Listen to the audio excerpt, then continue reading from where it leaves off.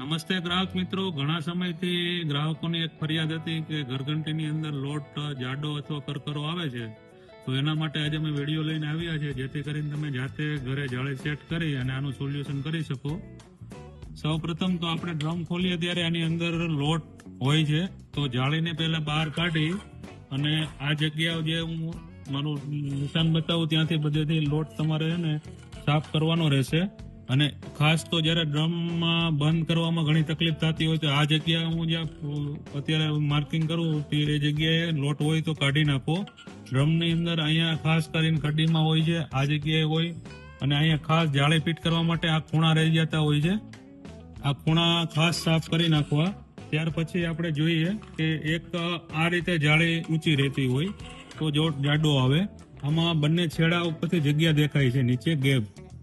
આ gap set કરવા માટે આપણે એમને હે ને જાળીને ઊંધી કરી આ રીતે અને વચ્ચેથી પ્રેસ આપીશું તો સેટ થઈ જશે. 2-3 વખત જોઈ અને આરામથી કરતું રહેવું અને સેટ થઈ જશે આ રીતે.